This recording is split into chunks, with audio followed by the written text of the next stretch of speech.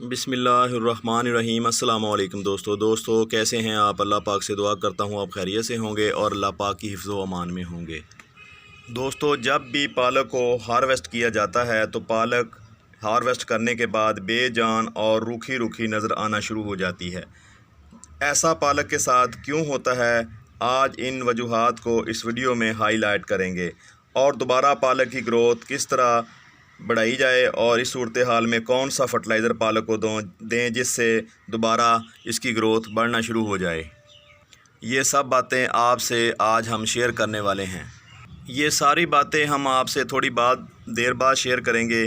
सबसे पहले बात कर लेते हैं कि पालक को कैसे ग्रो किया जाता है। अगर आप गार्डनिंग करने का शौक़ रखते हैं, आपके दिल में भी ख्वाहिश है कि छत पर छोटा सा गार्डन बनाया जाए, तो आप अपने गार्डन का आगाज़ पालक उगाने से दोस्तों करें। इसकी वजह यह है कि ये बहुत ही आसानी से ग्रो होने वाली सब्ज़ी है जो हर तरह के मौसम और हर तरह की मिट्टी में ग्रो हो जाती है। पालक में आयरन और फलाद भारी मकदार में पाया जाता है। अगर ये कहा जाए कि ये आयरन और फलाद की फैक्ट्री है तो गलत ना होगा। पालक को आप सारा साल ही ग्रो कर सकते हो। अब आते हैं अपने असल मुद्दे की तरफ कि पालक को काटने के बाद हमें रूखी रूखी नज़र आना क्यों शुरू हो जाती है। जैसा कि ये पालक जो है आप देख रहे हैं, थोड़ी सी पहले घनी थी, अब कम हो गई है और आपको रूखी रूखी भी नज़र आ रही है। पालक लीफी वेजिटेबल होने की वजह से हैवी फीडर भी होती है। अगर आप पालक को वो मतलूबा मकदार न्यूट्रिएंट की दें जो पालक को चाहिए होती है तो हर 8 दिन बाद आप उसे हार्वेस्ट कर सकते हैं। पालक को ऐसी खाद चाहिए होती है जिस खाद में नाइट्रोजन की मकदार ज़्यादा हो। नाइट्रोजन का काम होता है पौधे की ग्रोथ को तेज़ी से बढ़ाना। नाइट्रोजन मिलती है हमें गोबर की खाद से। गोबर की खाद नाइट्रोजन रिच होती है।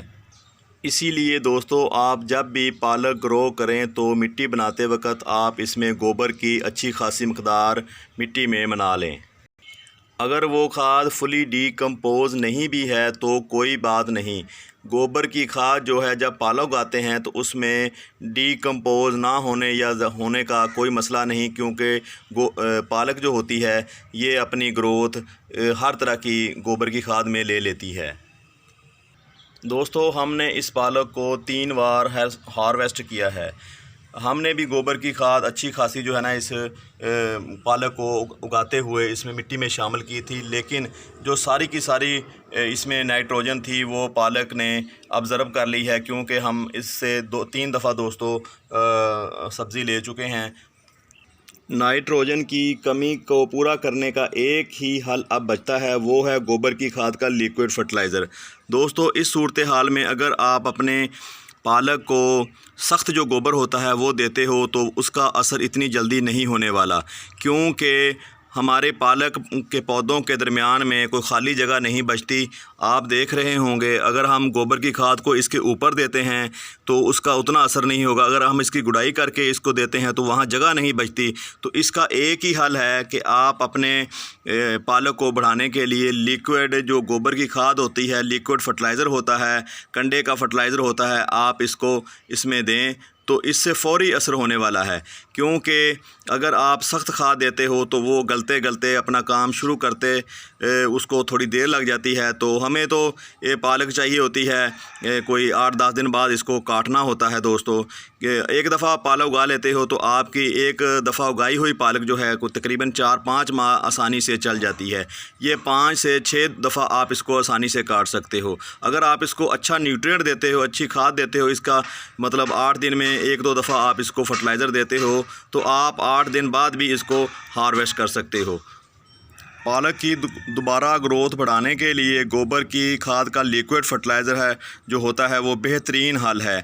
आप भी इसको अपने पालक को दे सकते हो, अपनी दूसरी सब्जियों को दे सकते हो। ये एक तरह का NPK होता है। इसमें तीनों जो मेन जो एलिमेंट होते हैं पौधों को चाहिए होते हैं वो इसमें मौजूद होते हैं, लेकिन इसमें नाइट्रोजन की मकदार वो ज़्यादा होती है। ख़ासकर उन सब्ज़ियों के लिए जो लीफी वेजिटेबल होती हैं, जैसे सरसों का साग है, पालक है और यहाँ पे आपको दिखाऊँ पुदीना है। तो इनको दोस्तों ग्रोथ जारी रखने के लिए ज़्यादा इसकी ज़रूरत होती है नाइट्रोजन की, तो जो हमें इस गोबर की खाद में मिलता है। अगर आप इस गोबर की खाद को अपने पालक या लीफी वेजिटेबल किसी को भी पौधों को देना चाहते हैं तो आप थोड़ा सा पहले इसको प्लेन वाटर जो होता है वो इसको दे दें अपने पौधों को, तो बाद में इसको पालक को जो है ना गोबर की खाद दें, ताकि डायरेक्ट जो इस पे जो है ना अगर आप पालक देते इसको गोबर की खाद को देते हो तो इसका बाज़ औक़ात रिएक्शन हो जाता है जिससे हमारी पालक जल जाती है, क्योंकि बाद औक़ात हमसे ये तय हो नहीं पाता कि हमने इसको गोबर की खाद देनी कितनी है। तो नाइट्रोजन ज़्यादा होने की वजह से बाद औक़ात हमारे पौधे जो है ना ज़्यादा नाइट्रोजन की वजह से पौधे जल जाते हैं। तो इसलिए आप इसको पहले सादा पानी दे दें अपने किसी भी पौधे को, जब आपने ये खाद देनी है तो इसके बाद ही आप इस गोबर की लिक्विड खाद का इस्तेमाल करें।